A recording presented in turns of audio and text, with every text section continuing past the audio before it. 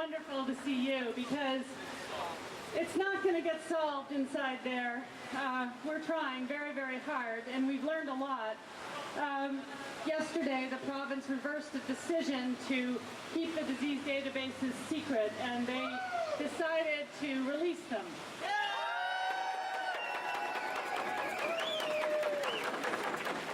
And I think that's in large part because 100 people paddled down the Fraser River in October in the rain and the wind, and then hundreds more in a downpour walked into the Cohen Inquiry the first day, and that was our demand: release those databases.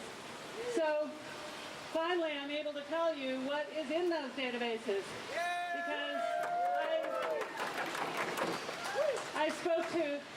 I call Bob my chief. He's not responsible for me, but he's chief of the territory where I live, and if Bob tells me to stop, I would.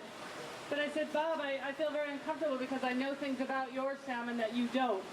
And Bob said, that's okay, Alex, I trust you, stay in the inquiry and ride it to the end. And so today, I can tell you that the virus that is suspected to be killing and weakening the majority of the Fraser sockeye, the symptoms of that virus are also in the salmon farms on the Fraser sockeye migration route. And I can also tell you that that's primarily in Chinook farms, which is surprising. You think the Atlantics were worse, but the Chinook are just as bad. And when they took those Chinook farms out in July of 2007, we got back the 2010ers. That amazing run of sockeye did not go by farms with the symptoms of the virus that looks like it's in the majority of them, and neither did the 2011s.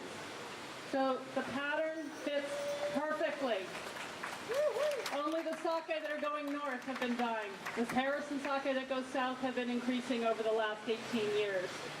All of this started, the sockeye started dying in the river full of eggs in 1992, when the salmon farm first appeared in the Discovery Islands, the narrow passages off Campbell River where these sockeye run. And then a scientist, Dr. Christy Miller, in DFO, so many sockeye have been dying before they spawned.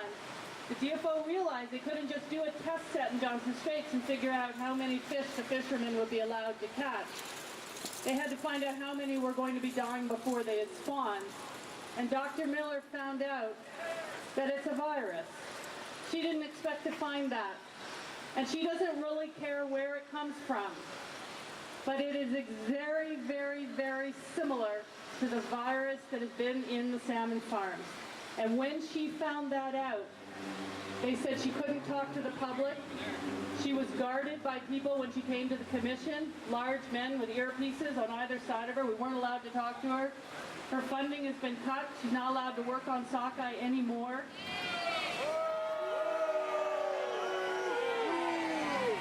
So you can know that truth is not being served here. The people have not been served. We don't have proof, but we have enormous weight of evidence. And unless people like you press for the truth and for these fish farms to be removed out of the narrow passages of the Discovery Islands, the wild salmon narrows, some people call them, we will lose our sockeye. I really, this is not a job for me. My friends Don Staniford and Anissa and I are running ourselves ragged doing this. I don't want anybody to pay me to be up here because I want to speak the truth as I see it.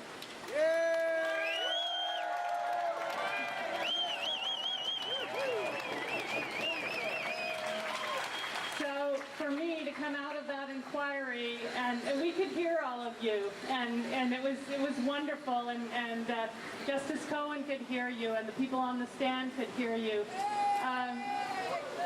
and it was wonderful. But all I can really say is, you have the power. They don't. I don't. You have the power, and those sockeye are speaking to us in the only way that they can. As soon as they got a break, they came back in such spectacular numbers. They fed millions of organisms, from bears and eagles and whales and people. They brought millions of dollars into these communities. That is the real economy. They fed people throughout the Fraser system. And I understand there's a lot of things in the world that are not fair, and it is not fair if the people in the Discovery Islands want salmon farms, it's not fair maybe for us to say you can't have them, but that's the way it is, because 1/3 of all of British Columbia's salmon go through those narrow passages. And so they have to be told that we need to protect these fish. But they can't be told by me. All I can do is drag this thing out, fighting and kicking into the daylight, and then somebody else has to come in here and say, enough. These farms have got to get out. There's a better way of doing these things. We can find jobs for the people in the industry, but we can't let these fish go down because they are our bloodstream. They are feeding us. They go out to the open ocean and they're bringing food back to us. They are so generous. We would be foolish beyond repair to not take a stand right now.